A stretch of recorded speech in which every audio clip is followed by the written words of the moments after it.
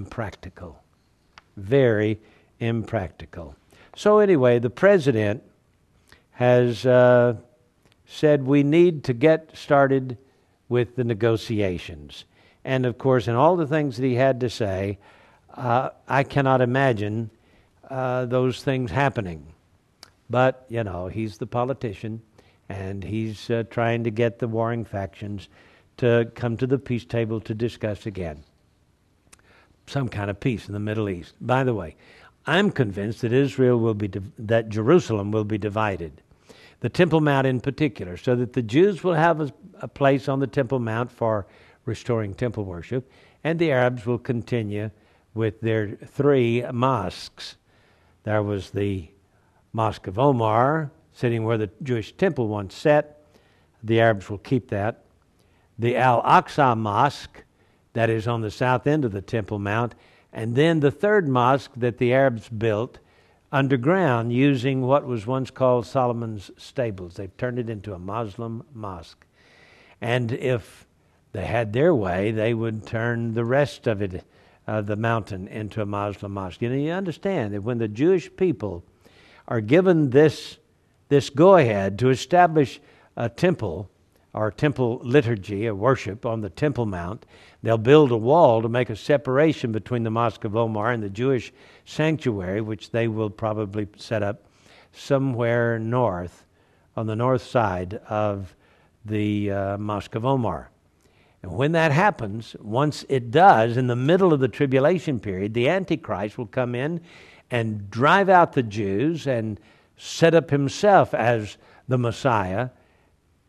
And so, you know, if he's the Messiah, he's going to be worshipped at this Jewish sanctuary and at this Muslim sanctuaries.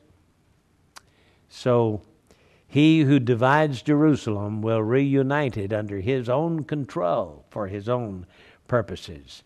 Well, meanwhile, at the United Nations, Muammar Gaddafi, Libyan ruler, in a rambling speech that lasted 90 minutes, had some very interesting things to say.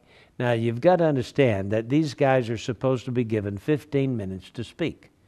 Well, he took his 15 minutes, and he took somebody else's 15 minutes, and somebody else's 15 minutes.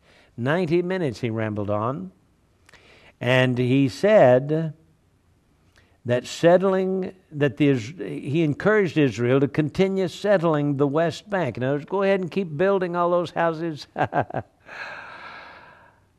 But prepare for eventually becoming citizens of Israeltine. That's a combination of Israel and Palestine.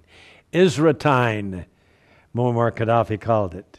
He reiterated his call for a single state, not a 2-state solution like our president wants, but a single state in which the Jews and Palestinians would live together.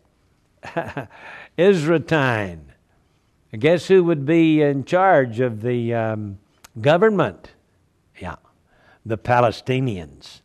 He said, quote, "The solution is a democratic state without religious fanaticism," he said. In other words, the Palestinians and Muslims' religion is not fanatical. Only them dirty Jews have a fanatical religion. So he said everybody should live in peace. Israeltine is the solution. Israeltine. In other words, let there not be a 2-state solution, Palestine and Israel. No, let's get rid of Israel and just sort of call it Israeltine. But of course, Israel couldn't be in charge because they might discriminate against the Palestinians.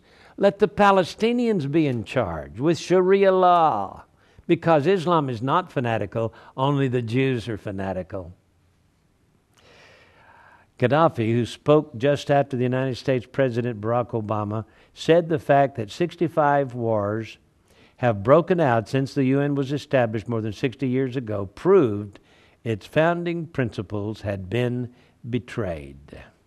So, Gaddafi had his comments. Took him 90 minutes to get it said. I think he took the UN Charter and he pounded it on the desk a few times and then threw it over his left shoulder. I didn't see that, but that's what the article says. Well, I tell you, these are interesting days. What will come out of all of this, one cannot be too sure, but I believe that eventually Israel will be divided between Israel and Palestine, resulting in the fulfillment of Ezekiel's prophecy from chapters 40 through 43. Well, I'm J.R. Church. We'll see you again tomorrow with our analysis of the news.